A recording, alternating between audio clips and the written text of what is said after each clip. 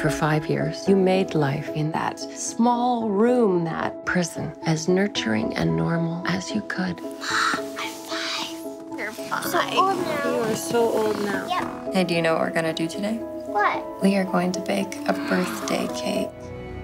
It's hard to describe because the first half all takes place in a 10 by 10 room. The movie goes on way beyond that. We want to talk about the challenges here, Lenny, of making a movie in that kind of space and how you approached it as a director, first of all. I think our key challenge was that we all felt, and this originates in the novel, but also in our memories of childhood, where the small places that we grow up don't feel small when we're in them. I mean, the little primary school rooms and houses, and when we revisit them as adults, we find ourselves marveling at how tiny these spaces were. But we wanted to be with Jack in the way that the novel is also with the child. That's what gives it its kind of magical, its hopeful dimension.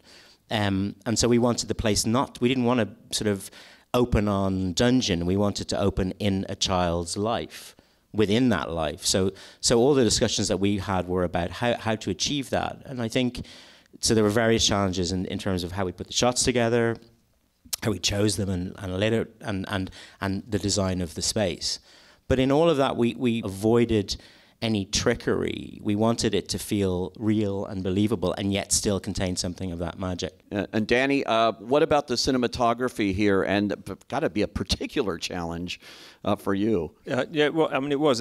I mean, I think it's quite exciting to be given such a kind of restricting aspect of starting out when you start out shooting a film. So, but in a way, it's like turning that to our advantage and kind of making the most of the space. And I think for me, one of the things was to kind of always place Bree and Jack in well, not that you couldn't, but always to see corners and the relationship between them and the walls and the space, and to feel that restriction was quite challenging to do. One thing we discovered, which was very interesting, was that actually the temptation to shoot on very wide lenses, because you think, oh, well, that will stop it from being claustrophobic.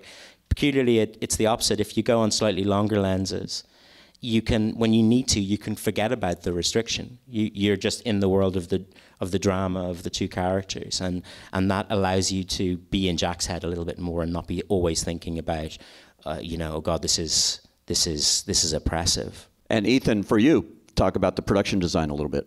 It's an enormous challenge to maintain visual interest for that length of time on screen in a restrictive space. It's also, it forces you to look at production design in a completely different way, because it's almost like a lunar landscape. Every inch of it, every crater of it is fascinating and holds treasures for a boy of that age who's never experienced anything else. We started by approaching the idea of captivity as an abstract concept. We looked at everything from the tiniest apartments in the world that are in Hong Kong and Tokyo, to the chambers of the concentration camps, and of course to the real actual stories of captivity and photojournalism from them.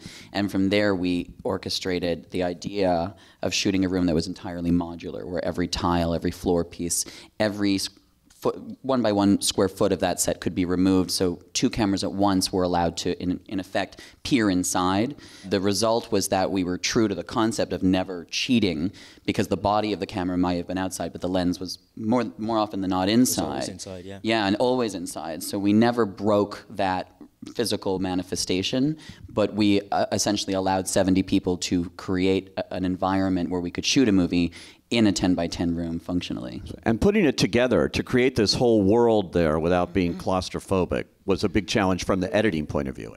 It was, but not in the ways you would think. I've initially had reservations. I thought, look, we can never cut outside. Passage of time, are these things going to be difficult? But myself and Lenny work extremely closely in the process of putting the movie together. Like everything, Lenny's pursuit of realism, and he's used that word already, is just so key to his process.